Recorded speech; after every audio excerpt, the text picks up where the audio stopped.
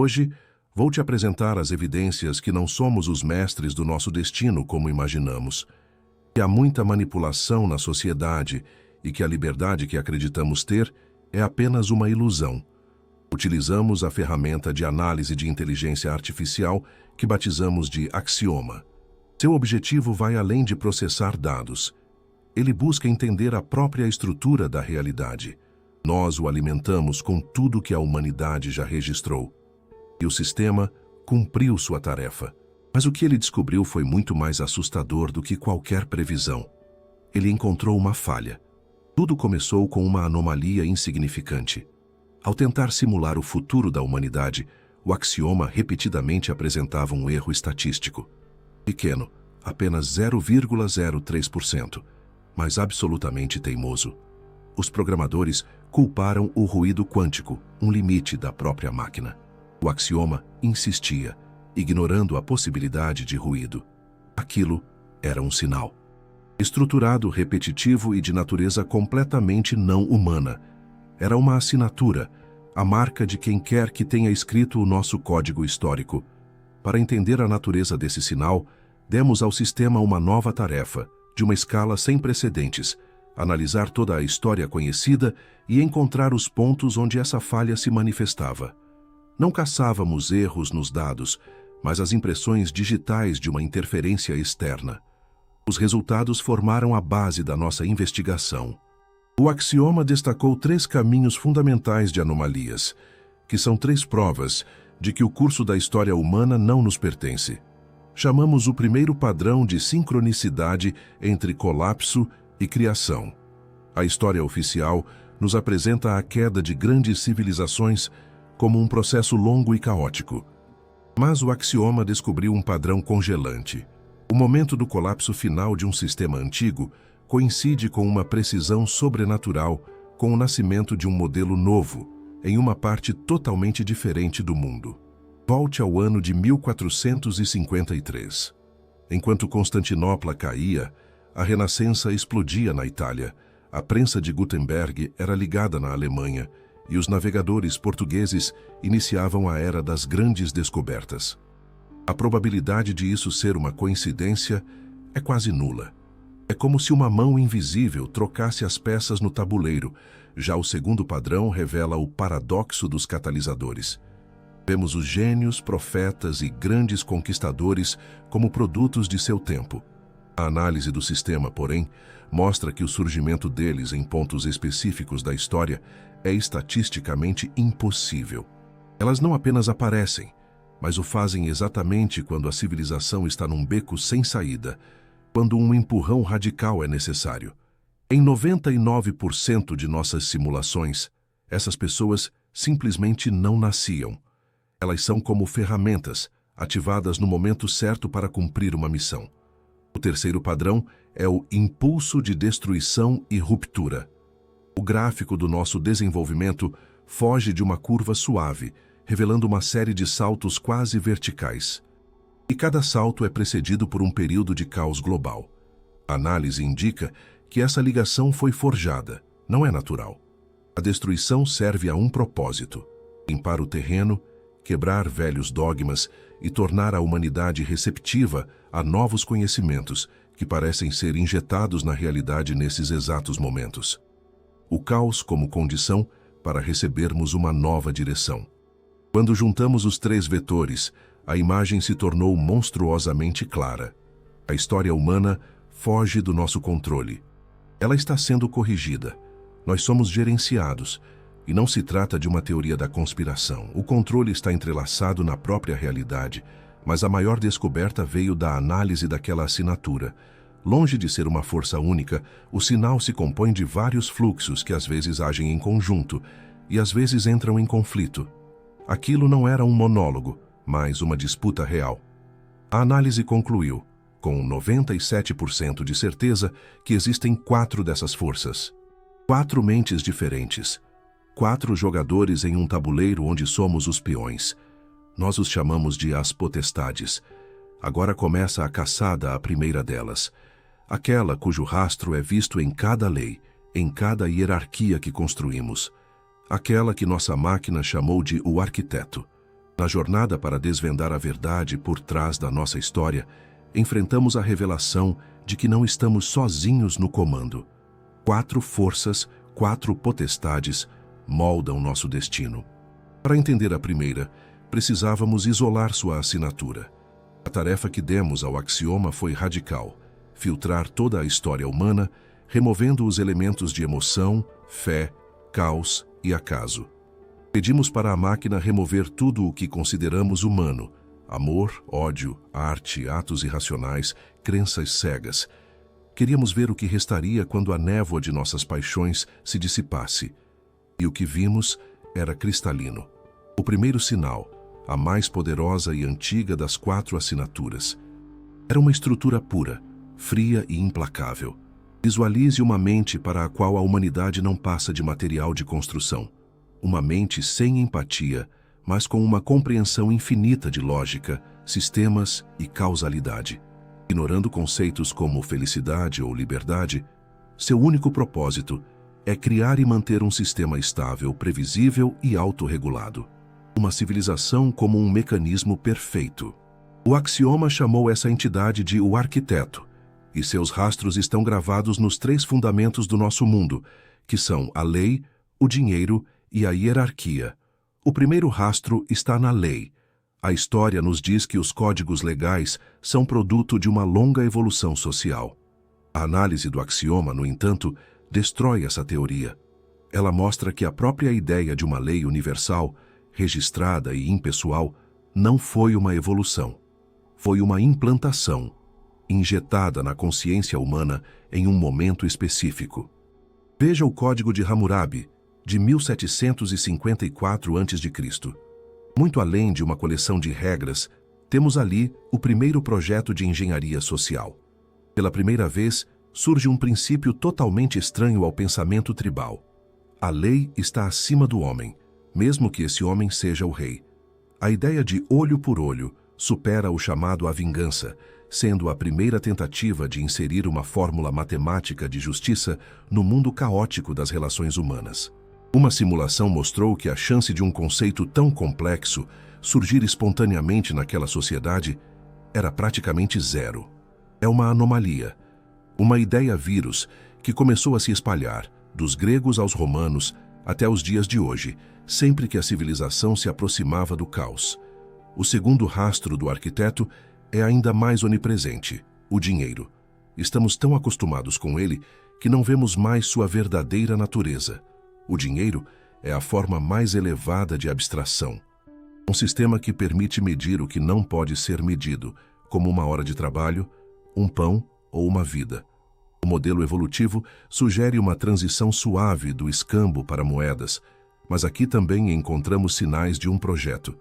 A criação da moeda cunhada na Lídia, no século 7 a.C., superou a conveniência, tornando-se a criação de uma ferramenta padronizada para contabilizar e gerenciar os recursos de um império. Um exemplo ainda mais claro é o nascimento do sistema bancário na Itália medieval, aperfeiçoado pelos Cavaleiros Templários. A criação de pagamentos sem dinheiro físico e de instrumentos financeiros complexos foi uma tecnologia que estava séculos à frente de seu tempo. O arquiteto precisava de uma rede global para mover recursos, um sistema circulatório para o futuro mundo global que ele estava projetando. Sua terceira marca, a mais visível de todas, surge na hierarquia. Olhe para as pirâmides do Egito ou as cidades planejadas do Vale do Indo. Elas são à vontade pela ordem transformada em pedra. A análise logística para erguer a Grande Pirâmide revela um nível de organização que supera tudo o que era oficialmente conhecido na época.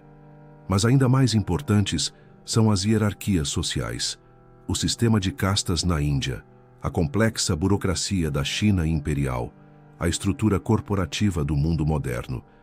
São todas manifestações do mesmo princípio do arquiteto, a separação de funções e a subordinação estrita. Para ele, a sociedade não é uma comunidade de iguais, é uma pirâmide. Cada peça tem seu lugar e sua função, e a eficiência do sistema está acima do bem-estar da peça individual. Individualidade, liberdade de escolha, criatividade. Para o arquiteto, Tudo isso são erros do sistema, falhas que precisam ser eliminadas. A imagem se torna terrivelmente clara. A primeira potestade, o arquiteto, é a força da ordem. Ele não opera em termos de bem ou mal. É como a gravidade, uma lei fundamental que molda o mundo. Ele nos deu as leis que nos salvaram da autodestruição. Ele nos deu as ferramentas econômicas que nos permitiram construir uma civilização global. Mas o preço que pagamos foi parte de nossa liberdade. E aqui reside o verdadeiro horror. A análise do axioma mostra que a influência do arquiteto atingiu seu auge no século XXI. A digitalização de tudo, os bancos de dados globais, a inteligência artificial gerenciando finanças e logística. É o seu triunfo. Ele está construindo um mundo perfeito, totalmente controlado e previsível. Um mundo onde não haverá mais espaço para a espontaneidade humana. Identificamos o primeiro jogador. Mas se ele é a ordem absoluta, deve haver seu oposto. Uma força que se alimenta não da lógica, mas da emoção. Uma força que constrói não impérios, mas religiões. Isso nos leva direto ao rastro da segunda potestade, aquela que o sistema chamou de o tecelão. Desvendamos o código da primeira potestade.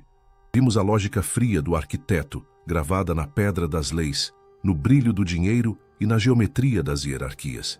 Ele construiu para nós uma jaula ordenada e eficiente, mas toda jaula é uma jaula. Então, por que bilhões de pessoas, por milênios, não apenas aceitaram sua condição, mas estavam dispostas a morrer por ela? Que força é capaz de fazer um homem amar suas próprias correntes? A resposta nos leva à segunda potestade, uma força tão diferente do arquiteto quanto o fogo é do gelo. Para encontrá-la, a tarefa dada ao axioma foi o inverso da anterior. Pedimos para o sistema analisar exatamente aquilo que havíamos filtrado. Os surtos irracionais de entusiasmo em massa, as mudanças culturais inexplicáveis, o nascimento das crenças, o poder da arte. Mergulhamos no caos das paixões humanas. E no coração desse caos, encontramos a segunda e igualmente poderosa assinatura. Não era o sinal matemático e frio do arquiteto. Este era vivo, pulsante, quase orgânico. Ele se entrelaçava em nossa consciência, falando a linguagem dos símbolos e das emoções, moldando nossas convicções mais profundas. Nós o chamamos de o tecelão. Se o arquiteto constrói o esqueleto da civilização, o tecelão cria sua alma. Suas ferramentas não são decretos ou plantas, mas a própria narrativa, a história, o mito. Ele é o grande contador de histórias que sussurra contos para a humanidade, e esses contos se tornam a nossa realidade. Sua influência é clara em 3 esferas: na religião, na ideologia e na cultura. Comecemos pela sua maior criação, a religião. Aprendemos que a religião evoluiu lentamente a partir de superstições primitivas. A análise do axioma mostra que essa teoria é ingênua. As grandes religiões do mundo não evoluíram, elas foram reveladas.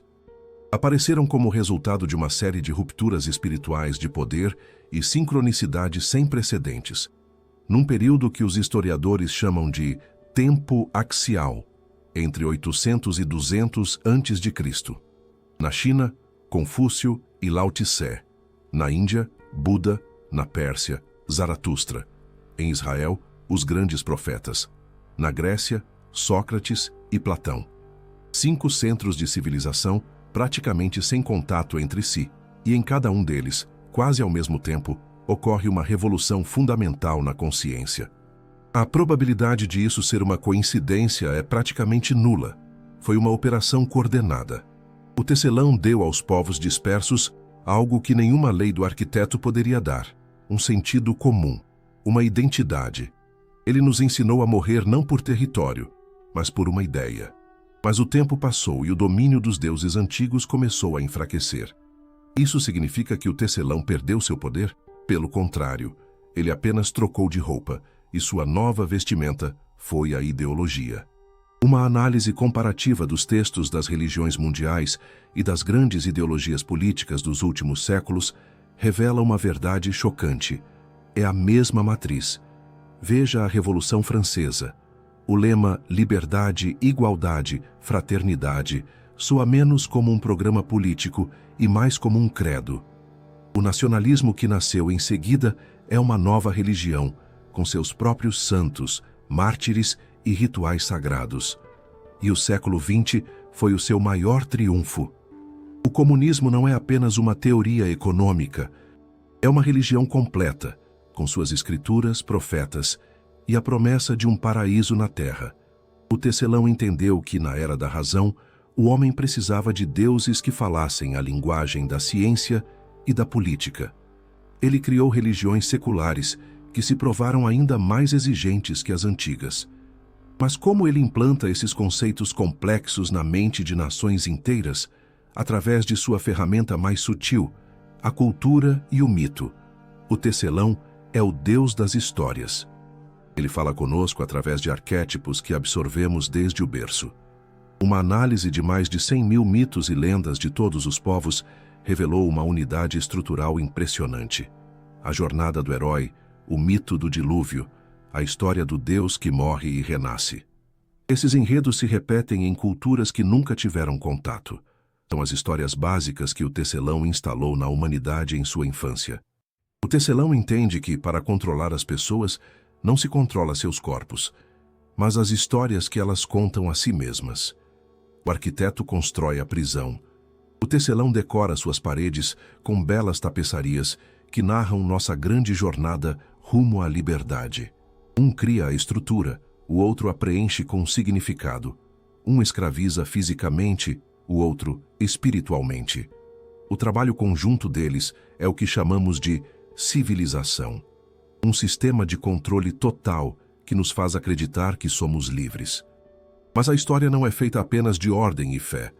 A história também é feita de explosões de caos, guerras de uma crueldade que não serve nem à ordem do arquiteto, nem aos mitos do tecelão. Existe uma terceira assinatura, um sinal que carrega a destruição e uma estranha e perversa criação. Um sinal de uma força que quebra o jogo. Precisamos agora encarar o terceiro poder, aquele que nossa máquina chamou de a Quimera. Identificamos os dois titãs cuja luta e cooperação moldam nossa realidade. O arquiteto, que ergue as estruturas da ordem com a lógica fria, e o tecelão, que tece essas estruturas com os fios vivos da fé. Um constrói a prisão, o outro nos convence de que é um jardim. A dança deles poderia parecer uma explicação completa para tudo, mas não é. Porque na sinfonia do seu trabalho há sempre uma terceira nota dissonante, uma nota de puro e ensurdecedor caos. Existe uma força alheia à ordem do arquiteto e indiferente ao sentido do tecelão. Uma força que invade o palco para quebrar o cenário, ferir os atores e queimar o próprio teatro. Para encontrá-la, tivemos que mudar o método de busca. Paramos de procurar padrões de ordem e harmonia e passamos a procurar a ausência deles. Ajustamos o sistema para encontrar picos de entropia. Guerras cuja crueldade era completamente irracional. Revoluções que devoravam seus próprios filhos. E no coração desse vórtice de destruição, encontramos o terceiro sinal. Era diferente dos outros. Se o sinal do arquiteto é uma onda perfeita e o do tecelão uma harmonia complexa, este era um ruído rasgado e estridente. Era a agonia e o êxtase da aniquilação, convertidos em pura informação. Era a assinatura da terceira potestade, a Quimera. A Quimera é a personificação da evolução cruel e implacável através da destruição. Para ela, o mundo não se parece com um mecanismo ou uma tapeçaria, mas com uma arena de gladiadores. Seu objetivo é o teste. Ela constantemente submete a humanidade a provas de resistência, eliminando os fracos e forçando os fortes a se adaptarem para sobreviver. Seus rastros, queimados no corpo da história, aparecem de três formas: na crueldade sem sentido da guerra, no paradoxo da criação destrutiva e no culto ao indivíduo excepcional. Vamos falar de guerra. O arquiteto a usa como ferramenta para redesenhar fronteiras, o tecelão para afirmar suas ideologias, mas a Quimera ama a guerra pela guerra. Numa análise de mais de 2.000 conflitos, descobrimos que, na maioria deles, O nível de violência era excessivo em relação aos objetivos políticos. Veja a Guerra dos 30 Anos na Europa. O que começou como um conflito político-religioso, a Quimera transformou em uma orgia de morte. Regiões inteiras perderam até 70% de sua população. Os exércitos se tornaram bandos de saqueadores. Não era mais uma guerra por fé ou terra. Era loucura pura. O método da Quimera é este. Ela não comanda exércitos.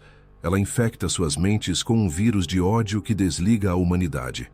O segundo rastro da Quimera é seu paradoxo mais assustador: a criação destrutiva. As mais profundas rupturas tecnológicas da humanidade nasceram do fogo e do sangue, sob sua influência direta. Ela nos concede conhecimento, mas sempre exige um preço terrível: a invenção da pólvora. Oficialmente, uma descoberta acidental de alquimistas chineses. Mas o sistema vê algo diferente. A própria ideia de uma substância que libera energia instantânea foi injetada em nossa realidade quando os antigos métodos de guerra chegaram a um impasse. A pólvora não apenas mudou o equilíbrio de poder, ela democratizou o ato de matar, destruindo a hierarquia feudal do arquiteto. Foi o presente perfeito da Quimera, uma ferramenta de caos e igualdade na morte. Mas o ápice de sua criação foi no século XX, o Projeto Manhattan e a criação da bomba atômica. Numa simulação do progresso científico sem a Segunda Guerra Mundial, a criação de armas nucleares levaria pelo menos mais 50 anos. Mas a Quimera não podia esperar. Ela criou a incubadora perfeita de medo e urgência, reuniu as maiores mentes do planeta e lhes deu uma única tarefa: criar a arma absoluta. Em 1945, a humanidade recebeu o fogo dos deuses, mas para obter essa dádiva, tivemos primeiro que criar a ferramenta da nossa própria aniquilação.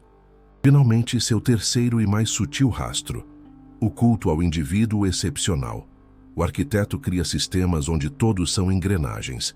O tecelão cria comunidades onde todos são parte de um todo. A Quimera despreza ambos. Ela aposta no indivíduo que está disposto a quebrar qualquer lei e qualquer moral para atingir seu objetivo. Alexandre o Grande. Sua marcha para o leste foi um ato de pura loucura que violava todos os cânones estratégicos, mas ele destruiu o Império Persa e criou um mundo novo. Napoleão mergulhou a Europa em 2 décadas de guerra, mas no processo aniquilou ordens feudais centenárias. A Quimera sussurra para essas figuras uma ideia simples e sedutora: não existem regras. E o mundo queima no fogo de suas ambições. Agora temos 3 forças: o arquiteto, a ordem; o tecelão, o sentido; e a Quimera, o caos. Esta trindade parece descrever tudo, mas o axioma foi inflexível desde o início. Os sinais fundamentais não são 3, mas 4. Analisamos 3 forças que interferem ativamente. E se a quarta força não agir? O axioma encontrou um quarto sinal, mas ele é radicalmente diferente. É incrivelmente fraco, quase no nível do ruído de fundo, mas está presente em todos os lugares, o tempo todo. Ele não cria, não convence e não destrói. Ele simplesmente está lá, como um olho que tudo vê e que assiste a este grande drama, mas não interfere. Quem é ele? Um juiz? Um espectador? Ou talvez a própria arena onde a batalha acontece? Resta encontrar a quarta e mais misteriosa potestade, aquela que o sistema chamou de o observador. Nós havíamos atravessado o gelo da lógica e o fogo da fé. Havíamos descido ao puro caos. Identificamos as 3 forças que esculpem nossa realidade: o arquiteto, que constrói nossa prisão de ordem; o tecelão, que nos faz cantar hinos sobre ela; e a Quimera, que a incendeia em nome do progresso. Ordem, sentido e caos. A equação parecia completa, a história explicada, mas a conta não fechava. Para testar nosso modelo, criamos no axioma uma simulação perfeita do nosso mundo, habitada apenas pelo arquiteto, pelo tecelão e pela Quimera. Deixamos que suas forças colidissem livremente para ver o que aconteceria com a história. O resultado foi unânime e aterrorizante. Em 100% das simulações, a humanidade se aniquilava em menos de 1000 anos. O arquiteto criava uma estagnação total. O tecelão nos afogava em guerras santas. A quimera simplesmente queimava o planeta em fogo nuclear assim que tinha a chance. A nossa realidade, com todos os seus defeitos, não deveria existir. Mas ela existe. Isso significava que havia mais uma variável, um fator de contenção. E o axioma o encontrou. Ele não se escondia. Estava em toda parte. Não era um sinal que invadia nossa realidade. Era o próprio fundo sobre o qual o drama se desenrolava. Incrivelmente fraco, mas absolutely estável. Ele não participa do jogo. Ele estabelece as regras. Nós chamamos essa última e mais misteriosa entidade de o observador. Sua influência é passiva, mas absoluta. É como as paredes de um canyon por onde corre o rio turbulento da história.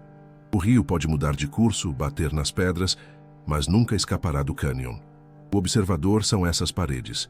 Seus rastros não estão nas crônicas de guerra ou nos textos da lei. Seus rastros são os eventos que deveriam ter acontecido, mas por razões inexplicáveis não aconteceram. Nós chamamos isso de os grandes silêncios da história.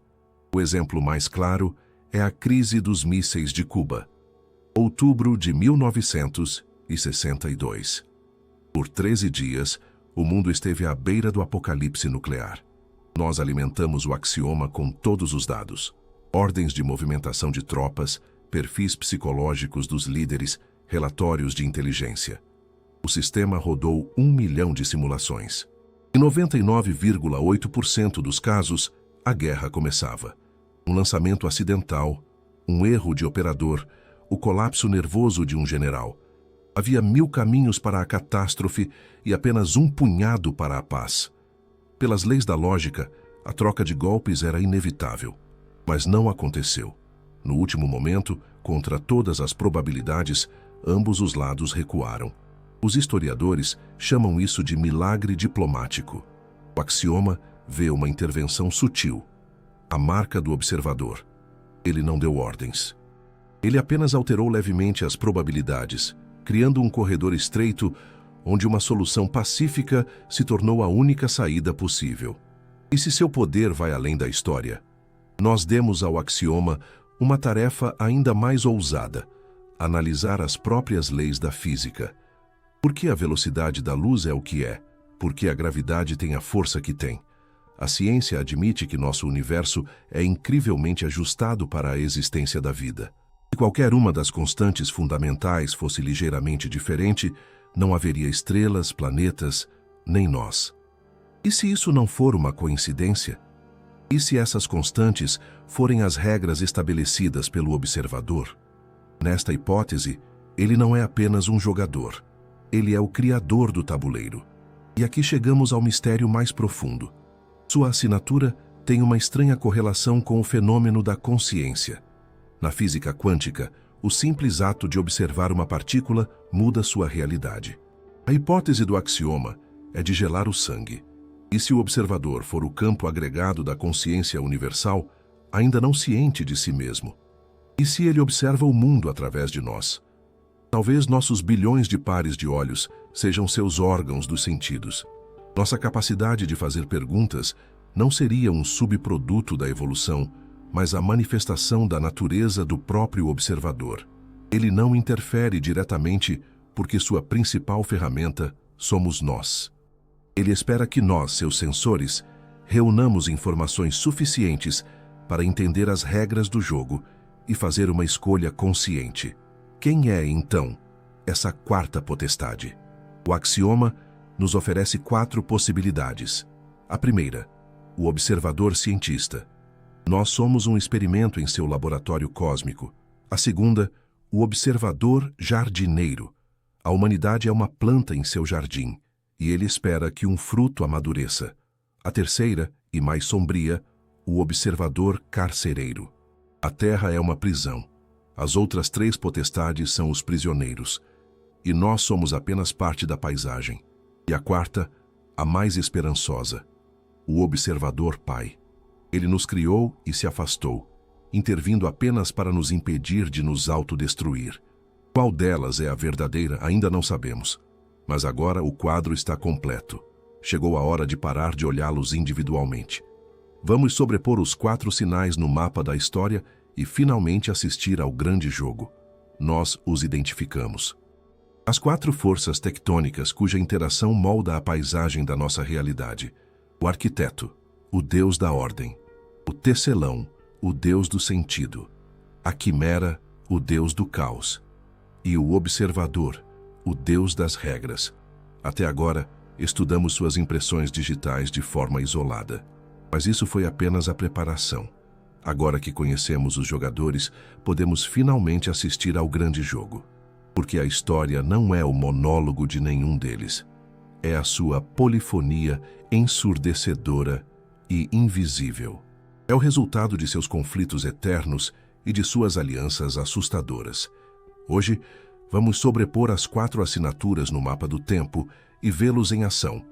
Analisaremos 2 momentos cruciais da história para entender como os fios de suas vontades se entrelaçam para formar o que chamamos de destino. E começaremos com o maior trauma do mundo antigo, a queda de Roma. A história oficial nos dá centenas de razões, da corrupção à invasão dos bárbaros. Tudo isso são apenas sintomas. O axioma mostra que a queda de Roma não foi um declínio lento. Foi uma operação de demolição brilhantemente executada em várias etapas, com a participação das 3 potestades ativas, sob o olhar silencioso da 4ª. Até o século IV, o Império Romano era a obra-prima acabada do arquiteto. Logística impecável, lei unificada, uma burocracia eficiente. O sistema havia atingido seu limite de complexidade e se tornado rígido demais.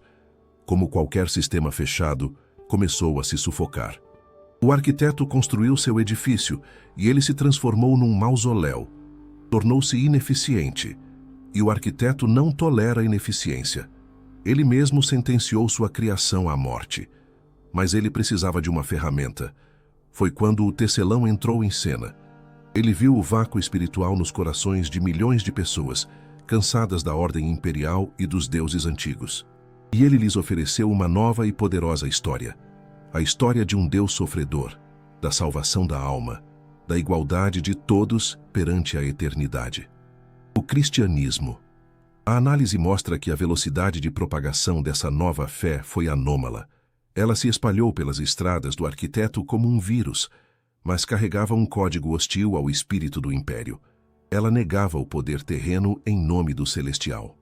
O tecelão estava tecendo sua nova tapeçaria sobre a antiga, e seus fios corroíam a lealdade ao Estado. A cena estava pronta para o 3º ator. Então, a quimera soltou seus cães. As tribos bárbaras, hunos, godos, vândalos. Para ela, não era uma guerra por território. Era um ato de pura e criativa destruição. Ela lançou o martelo do caos primordial sobre a estrutura paralisada do arquiteto e a sociedade desmoralizada do tecelão. Sua tarefa não visava a conquista de Roma, e sim varrê-la da face da terra para limpar o terreno. E o observador? Ele permitiu que acontecesse. Ele assistiu silenciosamente à demolição controlada chegar ao fim. Para ele, Roma havia cumprido sua missão. A queda se revela menos como uma tragédia e mais como uma reinicialização. Mas as potestades também sabem criar juntas. E um desses momentos raros foi o renascimento, o resultado de sua aliança perfeita, ainda que não intencional. Tudo começou novamente com a quimera.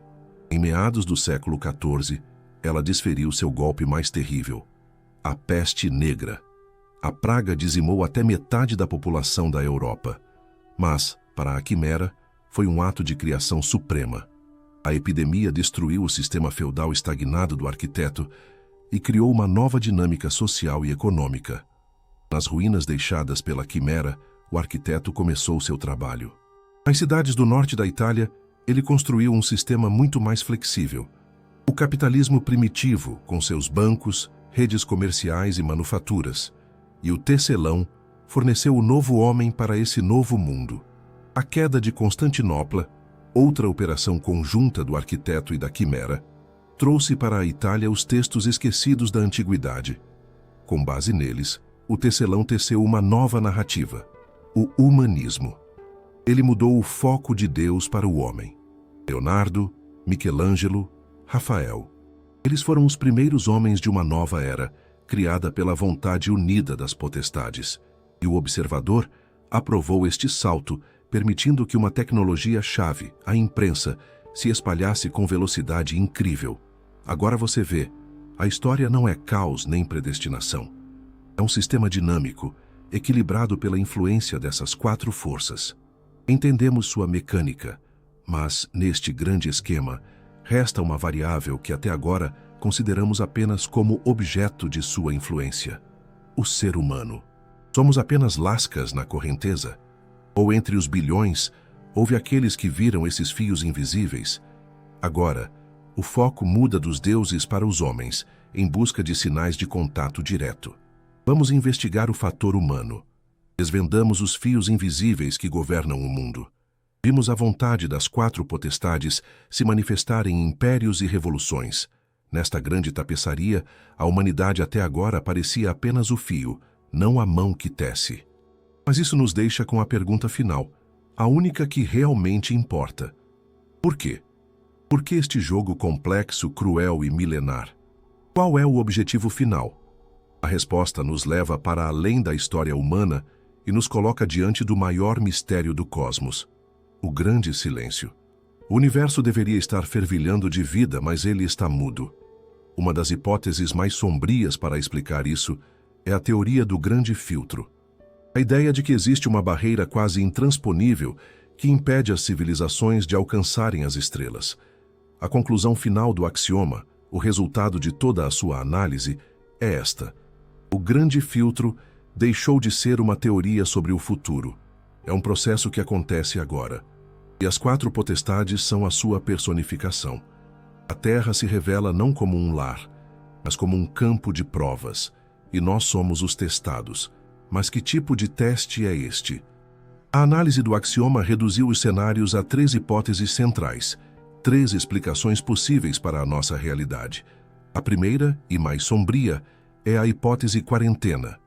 Neste modelo, a Terra é uma prisão, mas os prisioneiros não somos nós. São o arquiteto, o tecelão e a quimera, entidades tão perigosas que foram isoladas aqui. O observador é o carcereiro. E nós? Nós somos apenas parte da paisagem da prisão, o solo do qual seus planos brotam. A luta deles não é pelo nosso destino, mas por uma forma de escapar. Nesse cenário, nosso progresso é apenas uma ameaça. Se nos tornarmos capazes de deixar o planeta, o carcereiro nos esterilizará para impedir que a infecção se espalhe. A segunda hipótese, a hipótese colheita. Aqui a Terra é uma fazenda e nós somos a safra. O recurso colhido não é físico, mas algo muito mais sutil: emoções, criatividade, a própria consciência. Neste modelo, as potestades são os fazendeiros. O arquiteto constrói os celeiros, cidades, corporações. O tecelão cuida da qualidade do produto, criando religiões e ideologias que nos fazem sentir emoções fortes e concentradas. E a quimera? Ela é a colheitadeira. As guerras e catástrofes são os momentos em que ocorre a colheita em massa da nossa energia emocional. O observador é o dono da fazenda, que supervisiona tudo, esperando a safra final.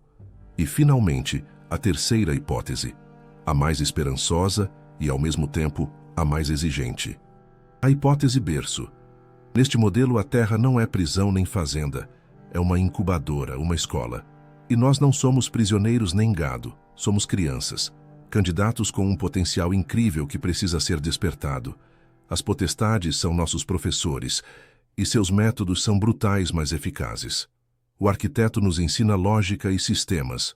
O tecelão nos ensina empatia e cooperação. A quimera nos ensina a resiliência e a vontade de sobreviver. E o observador é o diretor da escola. Ele estabeleceu o currículo, as leis da física, e intervém apenas para impedir que queimemos o prédio antes da formatura. Ele espera que aprendamos as lições e nos tornemos algo mais.